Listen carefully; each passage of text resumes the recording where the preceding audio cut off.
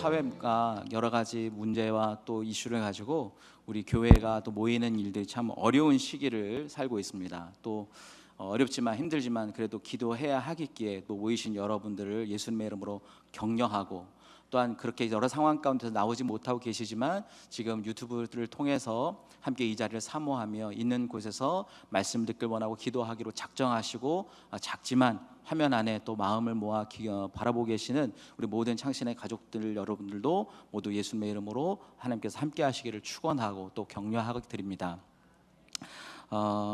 코로나 시대가 잠잠해진 이후에 우리의 세상살이는 지금까지 살아왔던 시기와 전혀 다른 시기가 될 거라는 점에서는 미래학자나 또 어떤 과학자 그리고 트렌드 연구가 아니더라도 이제는 모두가 동의하고 있는 시대입니다. 그래서 다가오는 시대에 대해서 우리가 어떻게 해야 되는가 하는 질문은 늘 요즘 우리에게 화두가 되고 있고, 다음 시대를 어떻게 준비해야 되는가에 대한 고민을 하게 만들고 있습니다.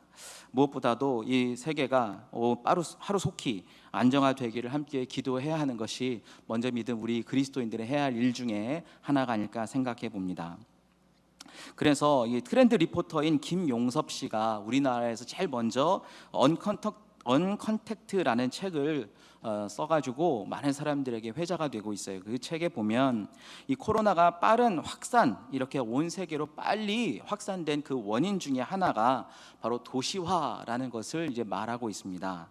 왜냐하면 과거보다 도시의 인구가 밀집도가 높고 사람이 많다 보니 교차되는 범위가 많고, 또 직업이 다양화되어 있는 사람들이 서로 서비스를 위해서 모여있기 때문에 훨씬 더 전염력이 높다, 이렇게 이야기하고 있고, 또 산업화가 되면서 시골에 있던 또 교외에 있던 젊은이들이 시내로 또 도시 안으로 몰려들어서 그들의 활동이 더 왕성하다 보니까 조금 더 감염력이 높아진 건 아니냐, 이런 예상도 해보고 있습니다.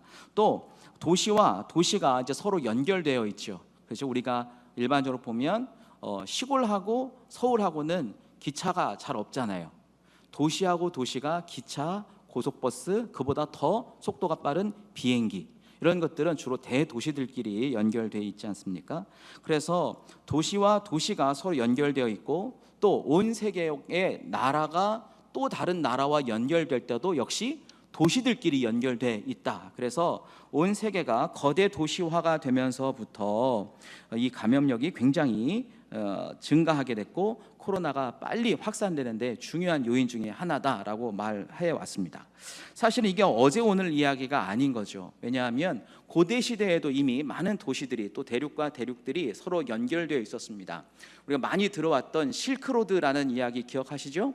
예, 중국을 위시로 한 이 동양과 이 서양의 문물이 서로 교통하고 서로의 물건을 서로 주고 파는 이 동방무역, 그리고 또 대상 무역상들이 다녔던 그 길, 그것이 바로 실크로드라고 하는데, 그 길마다 도시화가 이루어지기 시작했고 상업이 번성하기 시작했죠. 또 역사 세계사 안에서 보면 로마 제국이라고 하는 제국을 통해서 보면 이런 말이 있지 않습니까? 모든 길은 다 어디로 통한다? 로마로 통한다. 우리는 그 시대에 살지도 않았는데 다 알고 있는 거예요. 왜냐하면 모든 길들이 다 로마를 중심에서 펼쳐져 있기 때문입니다. 그래서 이 로마 제국은 왜 그렇게 온 세계와 열방을 다 로마를 중심으로 묶었는가? 바로 그들이 통치하기 위해서, 문화적으로든 또 경제적으로든 그들이 다스리고 있는 그 땅을 통치하기 위해서 길을 열었단 말이죠. 육로를 열어서 그들의 문화와 생산력을 지배하고, 그곳에 나는 재화와 또 많은 자원들을 로마로 이송하는 육로 이동 수단으로 삼았죠. 또 해상길도 역시 함께 개발함으로써 육상과 해상으로 대륙끼리 서로 연결하는데 이 로마 제국의 역할이 굉장히 컸습니다. 그 2차 세계대전을 이후로 이 드디어 열리지 않았던 하늘길에 대한 일들이 시작이 됐는데, 바로 2차 대전을 통해서 항공기, 공중전이 전쟁에서 사용되기 시작했죠. 그래서 제트 엔진이 개발되기 시작하면서 그것이 화물기로 또 여객기로 확대가 되면서 공중에서 지상세계 또 해상세계가 아니라 공중 항공을 통해서도 온 세계가 굉장히 빠른 시간 내에 연결될 수 있는 시기를 가져왔습니다. 그래서 이제는 이제 국지적인 도시, 한 대륙 안에 있는 도시가 아니라 이제 국제적인 도시로 도시들이 성격이 변화되고 발전하게 되었죠. 그래서 우리도 이런 이야기 하잖아요. 국제 도시 어디 그렇죠? 예전에는 그 나라의 어떤 도시라고 했는데 요즘은 다 국제 도시라 그래요. 그만큼 이 온 세계가 이 도시라고 하는 것으로 서로 연결되어 있기 때문에 굉장히 빠른 속도로 코로나가 전염이 되었다. 그래서 이 도시화가 그중에 중요한 역할을 했다.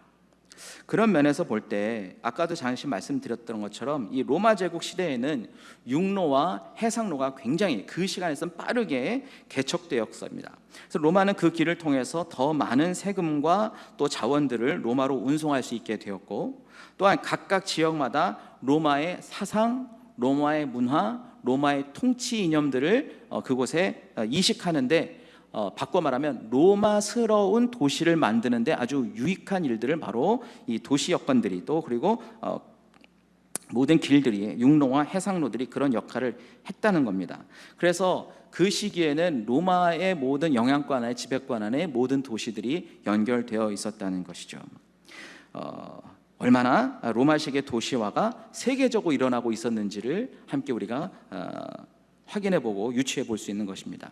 그런데 놀라운 사실은 이 신약 성경의 배경이 되는 그 시기가 바로 로마 시기였다는 거예요. 예수님께서 태어나셔서 예수님의 사역 그리고 예수님께서 일하시고 승천하셨던 그 시기 안에가 바로 로마 제국이 활발하게 그 영역과 지역을 넓히고 이 세계를 제국으로서 다스리고 있을 때라는 것입니다. 자, 그러면 제가 왜 이 이야기를 했는지 얼추 짐작이 되세요? 예수님이 오셨을 때 그 당시, 요즘으로 말하면 비행기가 열린 것처럼 그 당시에 예수님의 복음이 가장 빠른 시간 내에 전 세계적으로 퍼져나갈 수 있는 가장 인프라가 잘 구성됐을 때에 이 땅에 오셨다는 거예요. 놀랍지 않아요? 이렇게 생각하면 왜 그때 오셨는가, 왜 핍박받을 때 오셨는가 생각할 수 있지만, 하나님의 역사의 순서를 보면 예수님께서 복음이 가장 빨리 전파될 수 있는 그 시기에 오셨구나, 그래서 그 일이 바로 우리에게 필요한 일이 되겠구나라는 것을 우리가 함께 발견해 볼 수 있게 됩니다. 자, 그러면 예수님께서 그때 오셨을 때 제자들에게 무슨 말씀을 하셨어요? 마지막 가실 때 뭐라고 말씀하셨죠?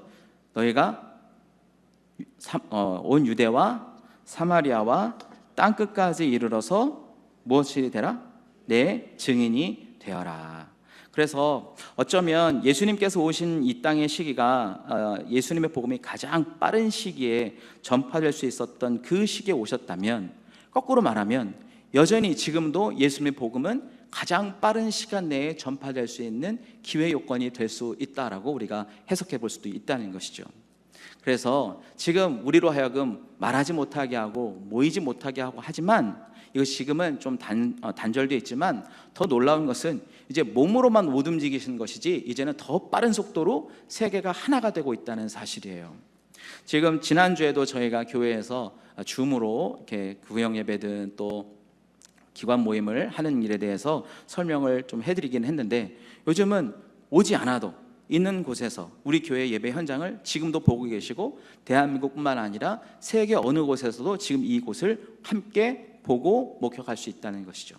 물론 똑같은 공간감을 느낄 수는 없겠지만, 한 호흡을 하실 수는 없겠지만, 이 시간을 함께 보고 정보를 나누고 얻을 수 있는 인프라는 오히려 예수님의 때보다 더 활발하게 이루어졌다는 것입니다.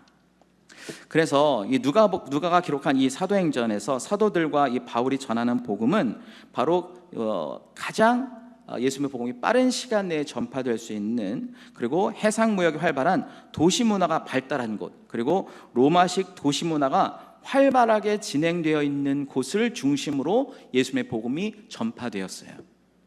그러니까 이해되시겠죠? 그래서 예수님의 제자들뿐만 아니라 사도 바울이 복음을 전했던 곳은 교통이 편한 곳, 사람들이 많이 모인 곳, 도시화가 진행이 된 곳, 그리고 로마의 통치가 있었기 때문에 그곳들은 대부분 로마식의 생활권 안에 있었다는 것을 우리가 전제로 알 수 있게 되는 것입니다.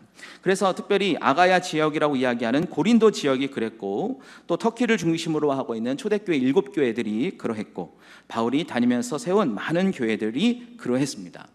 그런 중에 특별히 보는 각도에 따라서 다르기도 할 수 있긴 하겠지만 많은 도시들 중에 가장 로마스러운 도시를 꼽는다라고 하면 에베소 교회를 뽑는다는 거예요. 그래서 오늘 이 고증에 의하면 이 에베소는 바로 바람직한 또 사랑스러운이라는 뜻을 갖고 있는 도시인데, 바로 로마의 철학과 문화, 예술 활동이 가장 활발한 도시였습니다. 그렇기 때문에 복음이 전파될 당시 그 시대쯤에 이 에베소는 그 당시에 최대의 상업도시 그리고 교통의 중심지 역할을 했기 때문에 요즘으로 말하면 무슨 허브 뭐 이러잖아요. 모든 것이 연결되어 있는, 집중되어 있는 허브와 같은 역할을 했습니다. 특별히 이제 해안가에 가까이 있었기 때문에 더 중요한 역할을 했었죠. 그리고 그 에베소 지역에 특별한 신, 그들 지역을 수호하는 신이 있었는데 그 신의 이름이 아데미라고 하는 신이 있었어요. 그래서 그 지역은 많은 신들이 있었지만 아데미 여신을 숭배했는데, 그 여신을 숭배하기 위해서 지어진 신전이 있는데 그것이 지금 현재 사람들이 말하기를 세계 7대 유물 중에 하나다라고 표현할 정도로 거대하고 아름답고 세밀하다라고 표현되어 있습니다. 그러니까 좀 다르겠죠. 얼마나 세계 7대 유물 중에 하나로 볼 수 있을 만큼 아름답고, 이런 걸 지으려면 어떻게 해야 되냐는 거예요. 돈도 많고 사람도 많고 재화들이 움직일 수 있는 통로가 좋아야 한다는 거죠. 그러니까 사회적인 여러 가지 저변들이 이 에베소가 그만큼 활발하게 움직일 수 있고 사람들이 주목할 수 있는 곳이었다는 것입니다. 그래서 대부분의 사람들이 에베소 전체가 아데미 여신을 숭배하는 도시였음을 우리가 유추해 볼 수 있게 되는 것이죠. 그런데 오늘 함께 읽었던 이 본문의 처음 시작에 아볼로가 고린도에 있을 때 이렇게 표현하고 있어요. 그럼 아볼로가 그 전에는 어디 있었을까? 아볼로라는 사람이 나오는데, 이 도시에 이제 아볼로라고 하는 유대인이 있었습니다. 성경 앞에 18장 24절부터 28절에 보면 이제 아볼로에 대해서 조금 자세하게 설명이 되어 있어요. 그 설명을 제가 간추려서 말씀드리면, 그 사람은 알렉산드리아 출신이라고 이야기했습니다. 이 알렉산드리아는 이집트 쪽에 있는 도시인데 굉장히 상공업과 무역이 활발했던 도시이고, 또 예수님의 복음이 잘 전파되어서 그 이후에 교부들이 많이 나왔던 그런 도시이기도 합니다. 그리고 다분히 헬라적인 문화들이 빨리 이전이 되었기 때문에 언변도 굉장히 좋을 수 있었고, 또 성경에 능통한 사람이라고 표현되어 있는 것으로 보아 굉장히 그 지역 내에서는 이 구약 성경을 연구하는 모임이 활발하게 있었다라고, 유대인들 활동이 활발했었음을 우리가 확인해 볼 수 있죠. 또 그리고 이 아볼로라는 사람은 그렇기 때문에 매우 다양한 문화적 배경, 그리고 언어, 또 수사학, 이런 것이 굉장히 말하는 법에 유능했기 때문에 실제 에베소에 왔을 때도 큰 거부감 없이 잘 적응할 수 있었을 것이다. 그리고 그의 언변을 통해서 그가 알고 있는 복음, 또 그가 알고 있는 하나님의 도에 대해서 아주 적절하게 잘 설명할 수 있었을 것이다 라고 하는 것을 우리는 확인해 볼 수 있습니다. 이 아볼로가 잠시 그런 이 에베소 지역에 있다가 열심히 주의 복음을 전하고 하나님의 도를 가르치다가 잠시 시간을 비운 때가 있었어요. 그것이 바로 19장 1절에 이렇게 표현되어 있는 거예요. 아볼로가 고린도에 있을 때에, 원래 에베소에 있었지만 고린도로 잠시 넘어갔어요. 그때 바울이 윗지방을 다녀서 걸쳐서 에베소로 와서 어떤 제자들을 만났다. 성경의 지도를 혹시 보실 수 있는 분들은 보면 좋긴 하겠지만, 사도 바울이 주로 다녔던 소아시아의 7교회에 에베소를 가려면 7교회의 루트가 이렇게 도시들을 이렇게 위로 올라가서 산맥을 따라 올라가서 이렇게 아래로 내려오게 돼 있거든요. 그러니까 윗동네를 걸쳐서 아래로 내려왔다는 것은 7개의 교회를 다 걸쳐서 보고 이제 내려왔다는 거예요. 그렇게 해서 아래쪽에 에베소에 왔을 때 어떤 제자를 만났을 때 이 제자들은 누구의 제자이겠는가? 아볼로를 통해서 교육받고 훈련받은 제자들이었다라고 우리가 알 수 있죠. 내용의 흐름을 봐서. 그래서 그 제자들에게 바로 몇 가지 질문했던 사건, 그리고 그로 인해서 성령의 강림이 일어났던 사건이 오늘의 본문의 핵심입니다. 사도행전에 나오는 성령 강림 사건 중에 단체로 둘 이상의 사람들이 모였을 때 성령 강림이 일어난 사건은 사도행전 2장의 오순절 마가의 다락방의 사건, 온 제자들 120명의 성들이 함께 모였을 때 나타난 사건, 그리고 그 뒤에 사도행전 4장에 복음이 전파된 이후에 다시 한번 그들이 복음을 해서 역사했을 때 하나님의 성령이 충만했다라고 이게 표현되어 있고요. 그리고 나서 사도행전 10장에 보면 고넬료의 집에서 사도 베드로가 복음을 증거하고 있었을 때 고넬료의 집과 식구들이 다 성령으로 충만하게 되었다. 말씀을 들을 때 충만하게 되었다. 그리고 오늘 함께 읽었던 19장 에베소 교회에 바울이 설교하고 그들에게 안수했을 때 성령이 임하였다. 그때 12명이다. 그래서 단체로, 개인적인 일들뿐만 아니라 단체로 함께 모였을 때 성령이 임한 사건은 바로 오늘은 19장의 사건입니다. 그래서 이 성령의 임재 사건이 왜 중요하냐 하면 복음이 전파되고 확산되는 그 시간, 그 하나님의 역사의 시간 안에 성령의 임재 사건은 굉장히 중요한 역할을 하고 있다는 거예요. 제자들이 성령에 대해서 몰랐을 때 성령을 알게 되고 성령을 경험하고 나니까 용기 있는 사람들로 바뀌어서 많은 사람들이 복음을 증거하기 시작했고, 또 사도들이 함께 그 일에 전념하고 있을 때 성령 충만을 경험하게 됐고, 이방 사람들에게 복음이 전파될 때 동일한 성령이 임한 것을 보고 베드로 사도가 이제 이들에게 우리가 믿었고 우리가 경험했던 성령과 똑같은 성령이 임해서 같은 증거가 나타나니 우리 어떻게 세례를 주지 않을 수 있겠는가라고 이방으로 복음이 확대되고 있었죠. 심지어 이제 예루살렘에서 떠나 더 먼 세계, 고넬료의 집 같은 경우에는 가이사랴 지역이기 때문에 가나안 땅 주변에 있었던 것이지만, 지금 일어나는 에베소의 사건은 그 이후에 넘어서 있는 소아시아, 요즘으로 말하면 터키 땅이란 말이죠. 그러니까 복음이 이제 이 유대 땅과 유대와 이스라엘을 넘어서, 경계를 넘어서 이제 세계로 뻗어가는 그 일, 그리고 그 첫머리에 바로 에베소 교회의 성령 강림의 사건이 나타나게 되는 거예요. 그렇기 때문에 이 성령 강림의 사건, 사도행전에 나타나는 성령 강림의 사건은 하나님의 복음이 유대와 사마리아와 땅끝으로 가는 모든 지경에 성령의 역사의 사건이 필요하다는 것입니다. 그래서 그 성령의 역사가 나타난 곳마다 어떤 현상이 나타나냐면 일단 사람들이 변해요. 그리고 그 사람들이 변해서 고착되어 있는 세계관들이 바뀝니다. 생각하는 틀이 바뀌고 깨져요. 그래서 새로운 세계관을 받아들이게 됩니다. 새로운 종교관도 얻게 됩니다. 생활 방식이 달라져요. 그래서 그들의 삶은 주변 사람들에게 영향력을 주기 시작하게 됩니다. 에베소 교회의 그 성령 임재 사건을 통해서 발견하는 우리의 또 하나 독특한 특징이 있는데, 바로 에베소에 역시 사도 바울이 그들에게 성령에 대해서 알려주고 소개하기 전에 이미 복음은 증거되어 있고 전달되어 있었다는 것이 다른 지역에 나타나는 것 조금 다른 면이라고 할 수 있을 것입니다. 에베소에는 이미 제자라고 할 만한 사람들이 있었어요. 그래서 오늘 어떤 제자를 만나라고 표현되고 있는 것이죠. 그들은 아보로를 통해서 하나님의 도에 대해 분명히 알고 배워왔을 것입니다. 그리고 또한 그들은 요한의 세례를 받았다고도 이야기하고 있습니다. 이미 에베소에는 하나님의 도에 대해 듣고 그 도를 따르는 무리가 있었다는 것이죠. 여러분, 우리 길을 가거나 아니면 또 어느 병원에 가거나 어떤 모임이나 이렇게 했을 때 잘 모르는 사람인데 왠지 딱 느낌이 우리 쪽일 것 같은 사람 있지 않으세요? 제가 여기서 말하는 우리 쪽이라는 것은 교회를 다니고 예수를 믿는 사람들이라는 이야기입니다. 그죠?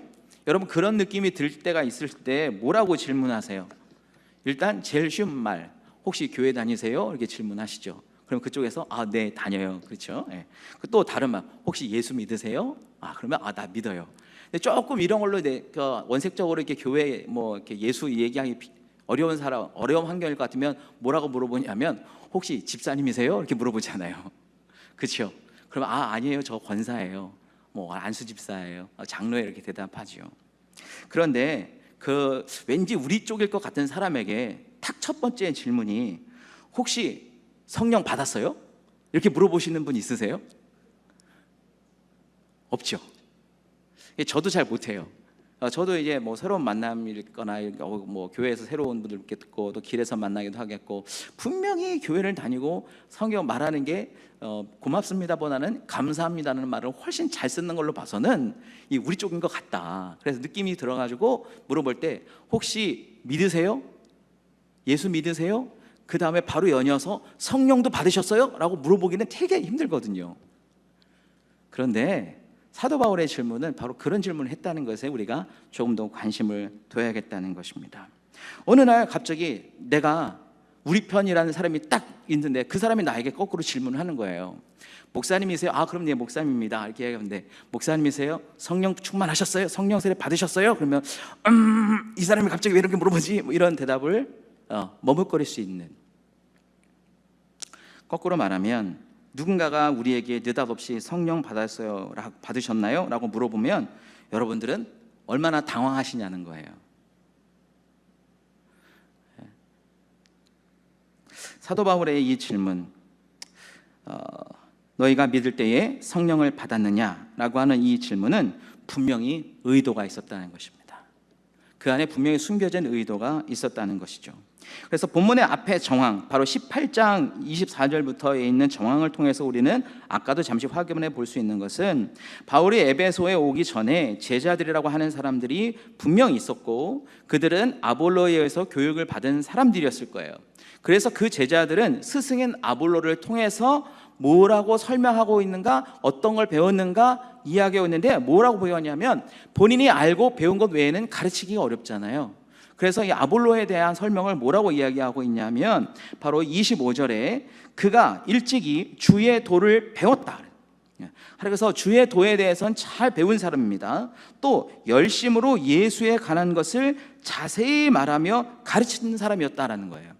그렇죠? 그리고 세 번째는 그런데 가르치나 하면서 그런데 하지만 그러나 반대로 좀 모자란 것이 있었는데 좀 긍정적이지만 부정적 것도 있는 그런 뉘앙스를 우리에게 풍기면서 그가 알고 있었던 것은 요한의 세례만 알 따름이라.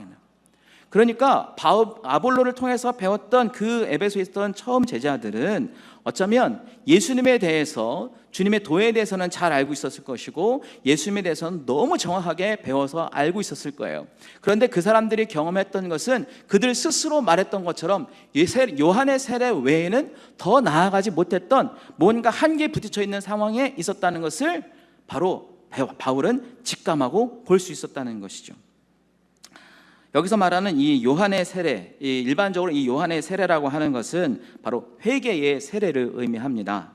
그래서 예수의 십자가를 알고 믿음으로 자기의 죄를 고백하고, 그래서 그 죄의 길에서 떠나 믿음의 삶을 살겠다고 하는 고백, 그 의미에서 세례를 베푸는 것을 바로 이 요한의 세례라고 합니다.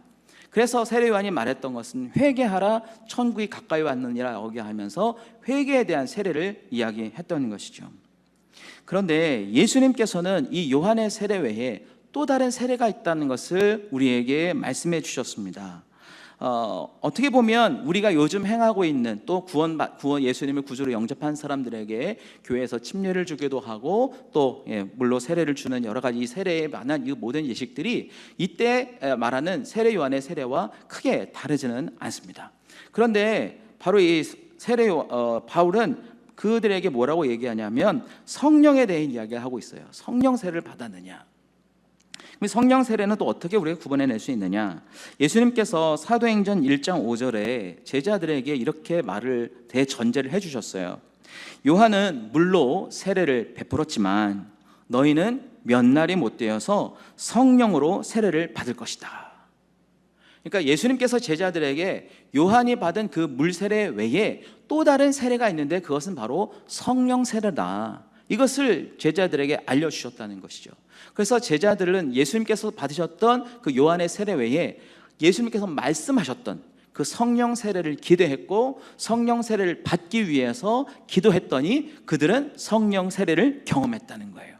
그리고 나서 그 성령 세례를 경험했던 그 세례가 자기뿐만 아니라 주변 사람들에게 온 유대와 사마리아 땅에 펼쳐진 것을 목격하면서 이 세례 요한의 세례 외에 또 다른 세계 성령의 세례가 일어나고 있구나, 이방인에게도 성령 세례가 나타나는구나 라는 것을 확인하게 되었고 그것에 대해 아주 명확하고 분명하게 세례를 전하고 있었다는 것이죠. 그래서 제자들에게는 이미 그런 성령이 충만하게 돼서 성령 세례를 통해서 그들이 인격이 바뀌고 그들의 가치관이 바뀌고 삶의 태도가 바뀌어서 하나님의 복음을 전하는 그 일에 전심할 수 있게 되는 헌신자로 바뀌어졌다는 거죠. 고린도전서 12장 3절에 보면 이렇게 기록하고 있어요. 누구든지 성령이 아니고서는 예수를 주라 고백할 수 없다. 그렇기 때문에 성령이 함께하지 않으면 예수님을 주로 시인할 수 없어요. 고백할 수 없어요. 그런 면에서 봤을 때 성령이 우리와 함께 하시는 것은 맞아요. 그렇죠? 성령이 함께 하시면 우리는 고백할 수 있어요. 그런데 예수님께서는 그 고백 외에 성령의 충만한 사건, 성령의 세례라는 것이 있다는 거예요. 세례라고 하는 겉으로 보기의 모양은 바로 물속에 잠겨지는 거죠. 거꾸로 말하면 나는 물속에 잠기고 나는 없어지고 나를 물로 가득 채우는 것이라고 볼 수 있습니다. 성령 세례의 또 다른 의미를 함께 생각해 보면, 이 모양으로 생각해 보면 나를 성령에서 가득 덮으시는 거죠. 내가 성령 안에 포함되는 거예요. 그것이 성령 세례라고 우리가 이야기해 볼 수 있습니다. 어떤 교단에 따라서는 이 성령 세례에 대해서, 성령에 대해서 이미 예수를 고백할 때 성령이 임했기 때문에 성령 세례에 대해서 받을 수 있고 안 받을 수도 있다, 그건 중요한 게 아니다, 성령이 계신 것이 중요하다라고 이야기하는 경우들도 사실 많이 있어요. 그렇기 때문에 이미 우리 안에 성령이 계시기 때문에 성령을 충만만 구하면 된다, 이런 이야기도 하고 있지만, 우리 교단에 있어서는 바로 그 성령 사건, 성령 세례 사건이 분명히 있다. 그래서 모두 그것을 경험해야 된다는 것이 우리 예성교단의 입장입니다. 성령 세례는 아까 말씀드렸던 것처럼 고백할 때 성령이 있기 때문에 조용히 자연스럽게 성령을 통해서 고백하는 사람도 있을 수 있을 거예요. 동시적인 사건이라고 있을 수도 있긴 하겠습니다. 그런데 분명한 것은 예수님의 제자들도 예수를 주로 고백한 이후에 성령 사건이 나타났기 때문에 이 성령의 세례의 사건은 예수님을 영접하는 그 시간에 동시적으로 일어날 수도 있긴 하겠지만, 논리적 순서를 통해서 보면 구원을 고백한 그 이후에 나타나는 사건이라 볼 수 있는 거예요. 인간적인 시간의 계산상에서는 같은 동시간에 나타날 수 있지만 순서는 분명히 있다.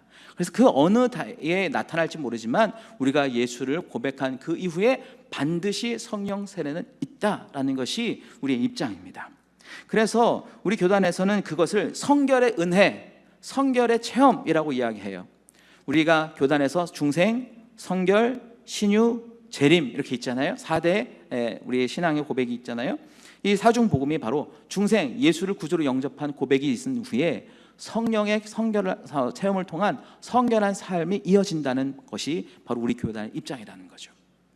그래서 이 예전에 있는 고백, 요한의 세례를 통해서 회개한 사람과 성령을 통해서, 성령 세례를 통해서 변화된 성결한 사람의 차이를 굳이 구분하자면, 좀 더 이야기 편하게 시작하자면, 내 죄를 회개하고 내가 하나님의 사람이 되겠습니다 라고 하는 구원의 차원에서의 회개 역사는 요한의 세례로 충분하지만, 그 성령의 사건, 성령 세례를 통해서는 그 이후에 믿음의 삶을 살아가기 위한 능력, 원동력, 그리고 헌신하고자 하는 열심, 이것이 바로 성령을 통해서 우리에게 주시는 겁니다. 그래서 그 우리의 안에 있는 하나님께서 원래 창조하신 선한 의지들을, 하나님의 뜻에 맞는 선한 의지를 회복하는 일을 바로 성령 세례 사건으로 우리가 이해하게 되는 것이죠. 그래서 죄를 이기는 능력을 얻게 되는 것이 성령 세례인 것이고, 하나님을 위한 기쁨의 헌신을 자발적으로 우리에게 가동할 수 있도록 하시는 것이 성령 세례입니다. 그렇기 때문에 우리는 성령 세례를 구하는 것이 맞아요. 성령 세례를 구하는 것이 맞아요. 그래서 오늘 이 사도행전 19장은 그런 성령 충만, 성령의 세례를 우리에게 구하도록 하기 위해 좋은 본보기가 되고 있습니다. 아볼로의 경우를 잠시 예를 들어보면, 그는 요한의 세례까지만 알고 있었다는 거예요. 물론 열심히 전했어요. 잘 전했어요. 그런데 그가 요한의 세례까지만 알고 있었기 때문에 그것을 본 브리스길라와 아굴라가 아볼로를 데려와서 하나님의 도에 대해서 더 자세하게 잘 설명해 주었어요. 이게 어떻게 표현되어 있는지 모르긴 하겠지만, 그 다음에 이 아볼로의 삶의 패턴이 어떻게 바뀌었냐 하면, 그 에베소에 머물지 않고 아가야로 건너가서 주의 사역을 하겠다고 결심한 것을 보고, 또 28절에 보면 예수는 그리스도라고 증언하고 있다는 거죠. 이제 조금 내용에 그 전했던 내용이 자세하게 배운 후에 바뀌었어요. 그리고 공중 앞에서 힘있게 유대인의 말을 이기미더라 이렇게 표현하고 있는 걸로 봐서는 그전과 분명히 다른 뭔가 변화의 일이 있었다고 우리가 볼 수 있는데, 그것을 우리는 성령 세례라고도 유추해 볼 수 있다는 것이죠. 명확하게 여기에서 성령 세례를 받았다라고 우리가 기록하고 있지 않지만 그의 삶을 통해서 봤을 때 성령의 역사가 분명히 발동했고 역동했다라고 우리가 확인해 볼 수 있고 예측해 볼 수 있다는 것입니다. 19장에 나오는 제자들도 마찬가지예요. 세례 요한의 세례에 머물던 그들에게 바울이 예수 그리스도의 이름을 설명해주고 예수님이 어떤 분인지를 확인해주고 예수의 이름으로 세례를 주었을 때, 안수할 때에 그들에게 성령이 임했고, 성령이 임하자 그들에게 사도행전 1장, 4장, 10장에 나타났던 것과 동일한 성령의 역사가 나타났어요. 방언을 말하기 시작했고 예언도 하기 시작했습니다. 그런 이 사건 뒤에는 어떤 일이 나타나는가? 19장 그 뒤에 보면 19장 10절은 이렇게 표현되어 있어요. 에베소에 사는 유대인과 헬라인들이 다 주의 말씀을 듣게 되었다. 그 동네에 있는 모든 사람들이 주의 말씀을 듣게 되었어요. 누구를 통해서? 그 제자들과 바울을 통해서 듣게 되었습니다.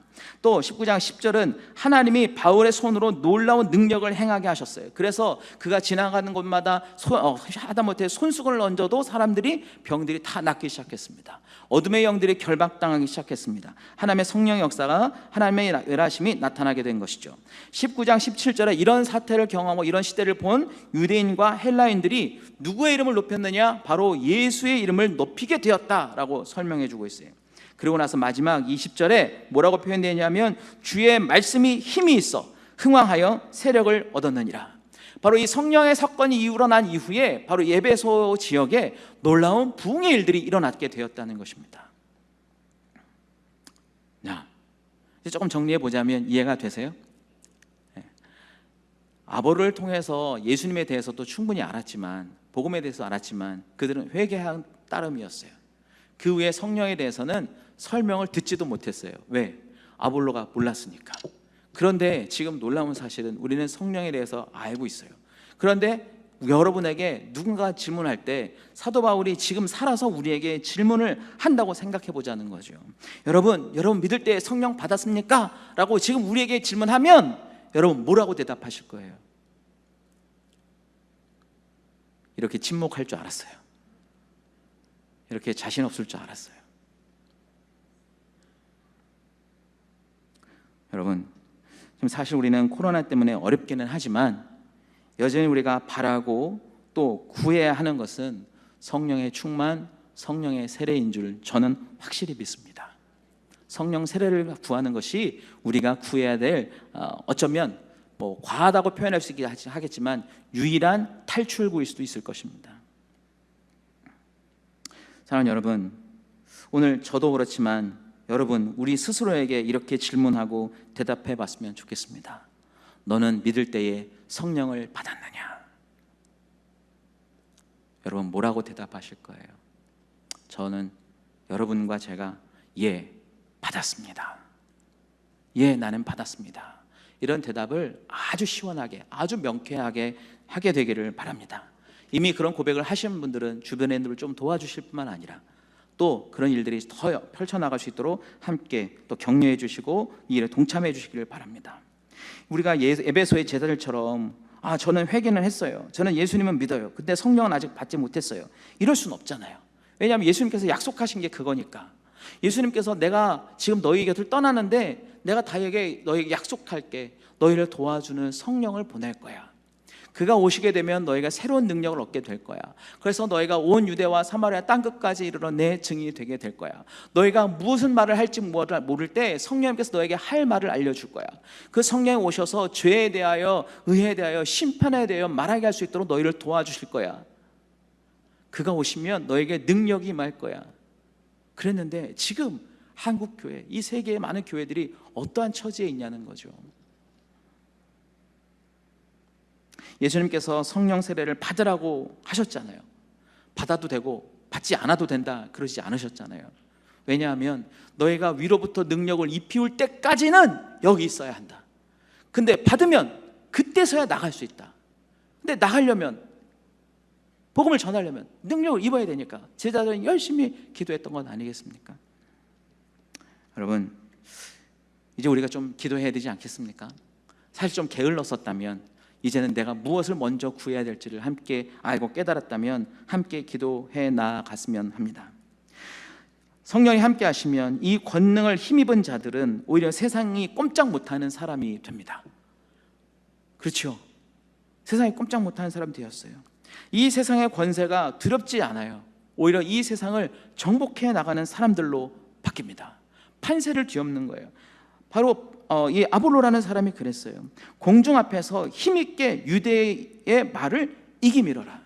그가 그동안에 유대 생활권 안에서 배워왔고 모든 학식을 통해서 언변을 다 했었지만 그동안에는 한계에 부딪혔다는 거예요. 왜? 예수를 그리스도로 믿지 않았고 성령을 경험하지 않았기 때문에 그가 가르치는데 요한의 세례에서 더 나아가지 못했어요. 그런데 브리스길라와 아구라를 통해서 그 이상을 뛰어넘은 거죠. 그 자기만의 한계를 뛰어넘게 된 겁니다. 영의 세계를 보게 된 거예요. 경험하게 된 거예요. 그러니까 두렵지 않은 거예요. 유대인이 알고 있었던 과거의 구약 세계에 관해서 뛰어넘어 신약의 예수님을 바라보고 그 이후에 성령의 세계를 보게 된 겁니다. 그러니까 유대인들 앞에 당당하게 힘있게 말했더라. 여러분, 세상은 우리에게 물어보고 있어요. 교회 다니면 뭐가 달라지냐고, 예수님을 믿으면 뭐가 달라지냐고. 그런데 우리는 내놓을 게 뭐가 있나요? 참 가슴 아픈 현실을 살고 있습니다. 그래서 저는 오늘의 말씀 제목을 이렇게 정해봤습니다. 지식의 세계를 뛰어넘어 영의 세계로 진입하라. 한번 따라해 보실까요? 길긴 하지만 지식의 세계를 뛰어넘어 영의 세계로 진입하라. 한 번 더 해볼게요. 지식의 세계를 뛰어넘어 영의 세계로 진입하라. 아볼로처럼 지식이 많을 수 있어요. 뛰어날 수 있어요. 언변도 대단할 수 있어요. 배운 것이 많아서 예수님의 관에 대해서는 아는 것이 아주 풍부할 수 있어요. 그런데 예수님을 경험하지 못하면 한계에 부딪히는 거죠. 죄를 회개하고 돌아서서 하나님의 백성이 되는 것 굉장히 중요한 일입니다. 하지만 예수님 말씀하신 성령의 세례를 경험하는 것도 역시 중요하다는 것이고 그것이 필요한 거예요. 성령을 소개받고 성령에 대해서 이해하는 것도 물론 중요한 거예요. 성령을 알게 되면, 성령을 경험하게 되면 어떤 열매가 맺혀지는지 아는 것도 중요한 거예요. 안 중요한 게 아니에요. 그런데 그것보다 더 중요한 게 있는데 그것은 성령 임재를 몸소 경험하고 체험하는 거예요. 제가 아무리 어디 음식점이 맛있다고 이야기를 해도 여러분, 먹어보지 않은 사람은 그 맛을 모르는 거예요. 성령에 대해서 많이 전달해 줄 수 있는 사람이 있을지는 하겠지만 그 사람이 경험해보고 맛보지 않으면 그것에 대해서는 한계에 부딪힐 수밖에 없어요. 성령 임재를 경험함으로 우리도 방언도 하고 예언도 하고, 우리가 손을 얹었을 때 병도 치유하고, 우리가 선언하고 선포할 때, 예수 이름으로 선언하고 선포할 때 어둠의 세력이 결박당하고 귀신이 떠나가고 나라가 새롭게 바뀌는 그런 위대한 일, 바로 저와 여러분이 성령을 구하면 가능한 일이라는 거예요. 그런데 왜 안 하고 있냐는 거죠. 성경 말씀을 쭉 보면서 오늘 아침 새벽에 히브리서 11장 말씀을 함께 보면서 이 말씀을 함께 적용해 보시면 좋겠다라고 해서 제가 오늘 말씀을 좀 정리하면서 이 말씀 함께 도전해 봤으면 좋겠습니다. 히브리서 11장은 믿음장이라고 이야기하는데 그 믿음은 바로 보이지 않는 미래의 것들에 대해, 앞으로 일어날 일에 대해 확신을 갖고 있는 우리 믿음의 선배들에 대한 이야기를 쭉 서술해 놓고 있습니다. 그래서 모세도 이야기하고 여호수아도 이야기하고 기생 라합도 이야기하고 여러 사람들을 참 아브라함, 이삭, 야곱 다 이야기하면서 그 외에 많은 선지자들까지 다 포함해서 설명하려면 끝이 없다.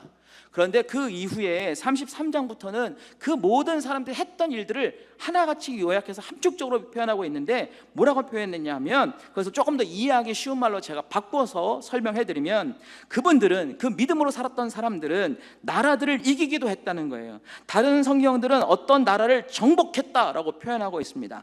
바로 믿음이 있는 사람, 성령에 충만해져서 그 믿음이 성령으로 나타나서 역사를 살 수 있는 믿음을 갖고 있는 사람은 믿음으로 땅을 정복해 나간다는 거죠. 하나님의 나라를 이루어 나간다는 거예요. 하나님의 그 권세를 가지고 땅의 권세를 이기는 것이 바로 믿음의 사건이라는 것입니다. 그분들은 의를 행하기도 했다고 했어요. 옳은 일을 행하며 살았다는 것이죠. 불의에 눈 감지 않고 무엇이 옳은 것인지 무엇이 그릇된 것인지를 분명히 알고 옳은 일을 행하며 살았어요. 요즘으로 말하면 정의를 실천하고 살았다는 것입니다. 그들은 약속한 것을 받기도 했어요. 하나님께서 이미 주시겠다고 하셨던 것들 당대에 받지 못한 것도 있지만 이미 살아있는 동안에 받은 것도 있다는 것이요. 때로는 사자 입을 막기도 했다는 거예요. 자기들을 공격하는 맹수의 위협에서 오히려 그것을 비켜가는 것이 아니라 그것을 저지하고 막아낼 수 있는 능력을 갖게 된 것이 바로 믿음의 사람들이라는 것입니다. 사자와 같은 맹수의 공격을 당하지 않고 오히려 그 입 다물라 라고 명령할 수 있는 그 믿음, 맹수의 공격도 무력화시키는 그런 믿음, 그것이 이 시대에 필요한 믿음 아니겠습니까? 그 우리의 선배들은 산불과 같은 곳을 지날 땅에도 그 산불을 오히려 자제하고 그들의 삼킴을 당하지 않는다 말씀했어요. 오히려 그들을 죽이려는 칼날도 그들이 능히 피할 수 있었다. 그분들 중에는 약했던 사람이 오히려 강해져서 담대해질 수 있었고, 심지어 전쟁에 나가서 강력한 장수가 되어서 승리를 얻어온 사람도 있게 되었다. 그분들 중에서 여자분들은 죽은 가족이 다시 살아날 것을 믿음으로 바라보고 실제 죽은 사람이 살아나는 것을 목격도 했다. 그리고 많은 사람들이 더 나은 부활, 일어나지 않았지만 더 나은 부활을 꿈꾸며 고문당하고 죽기까지 했다.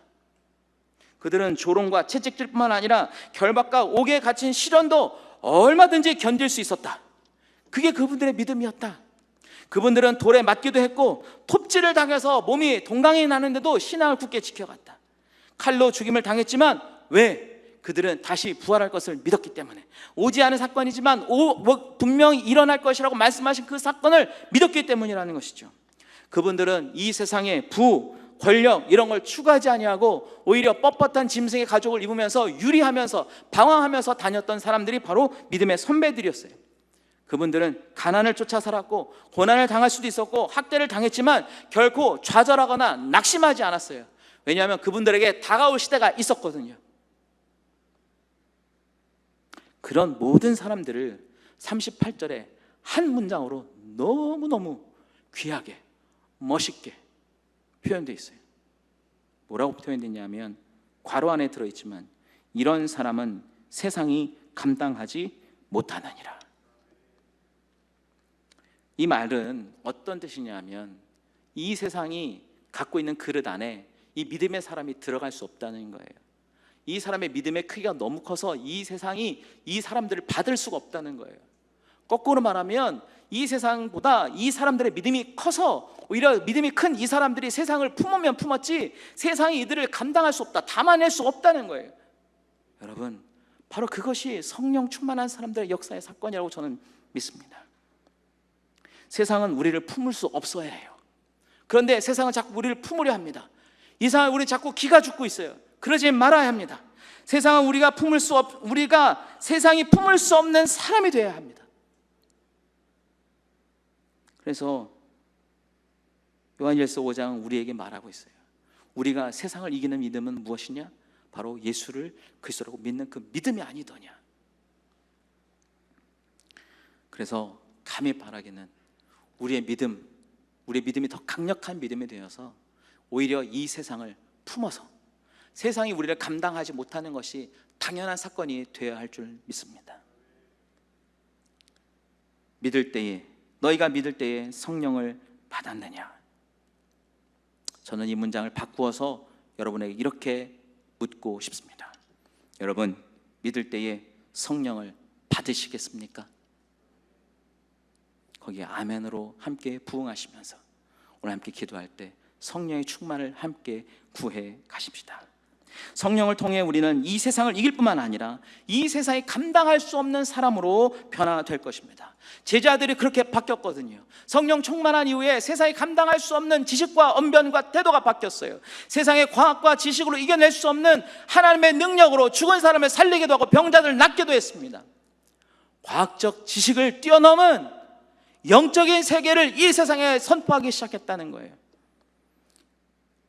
하나님이 죽으신 것이 아니고 하나님이 사라진 것도 아닌데 하나님의 성령이 여전히 살아계셔서 우리와 함께 하시는데 왜 우리는 그것을 구하고 있지 않는지 오늘 우리에게 스스로 자문해 보면서 이제라도 구하지 않았다면 이제라도 함께 구해가는 우리 모두가 되기를 바랍니다. 그래서 우리가 갖고 있는 이 지식의 유한한 세계를 뛰어넘어서 무한한 하나님의 세계, 영적인 세계, 성령의 세계로 진입하는 오늘이 되기를 예수님의 이름으로 부탁하고 축원합니다.